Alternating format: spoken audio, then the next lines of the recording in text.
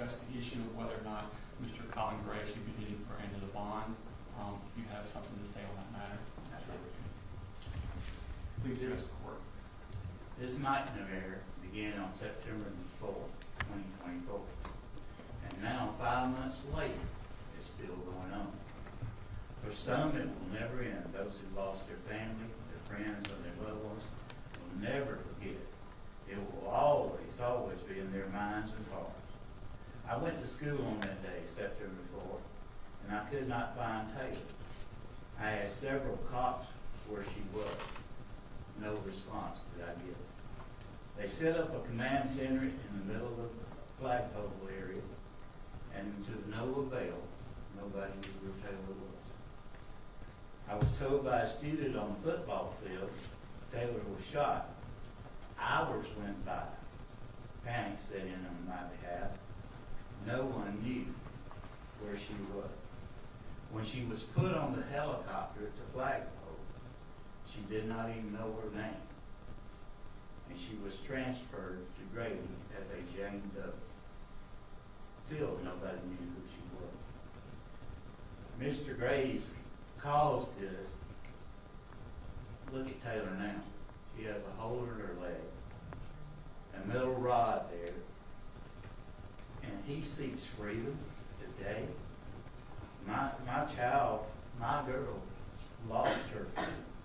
We are still dealing with doctors, therapy, and a whole lot of other matters that we can't take in. You took her volleyball playing away from her.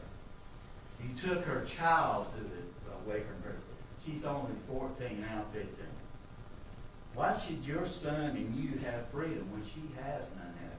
She cannot do what she wants to do. She can't do anything on her own. Look at Taylor Jones today. A pitiful little kid with pride, hurt, confusion, and despair. I want to thank y'all for allowing me to speak today. We're here because of Mr. Gray's indifference, or because he just simply didn't care. I'm not here for vengeance, but to seek justice for my daughter, Taylor Jones. Because of his stupidity, he bought his son an assault rifle, not a BB gun, an assault rifle, knowing the mental challenges that they have. His son made a threat at the prior school, and when he came to Apalachee 2 days later, he carried out his threats.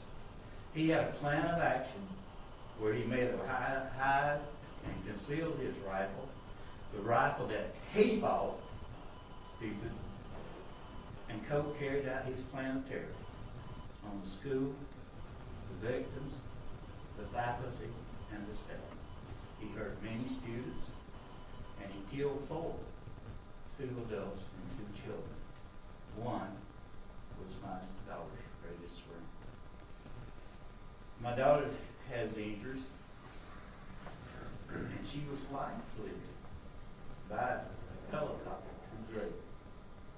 She would have died too that day, except for the care that she had received, the blood transfusions, which she actually bled out on the helicopter. She received the best care at the trauma center at Grady, and after many surgeries, not just one, many, she had a steel rod placed in her leg, and we're still hoping that she will recover. As of right now, she still cannot walk.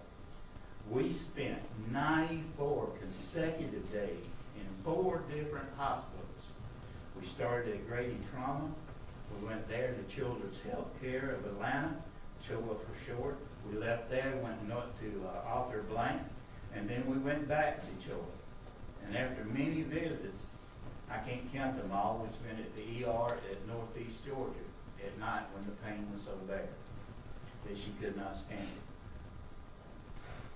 There have been countless nights of sleep, no sleep, dealing with this tragedy that she gets up. Mr. Gray and his son carried out an act of terrorism by buying a gun from him, and he should stay in jail as far as I'm concerned, and as far as State is concerned. He should stay there.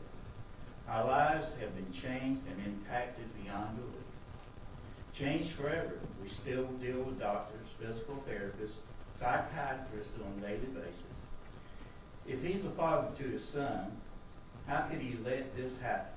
Our community, our schools have suffered great losses. Trust is gone. Parents are outraged. Children don't know who they can trust. They don't know who to look to. We teach our children, we try to mold them to be what we think they ought to be and what God intends for them to be. In conclusion, our lives have changed. There is no more volleyball for Taylor.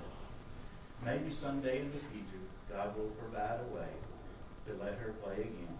But until then, I seek God's guidance. And I want to thank the police, the firefighters, the doctors, and all those that have helped. They have been all amazing to get us to this stage where we're at right now. To everyone here, keep praying that our world will change and our lives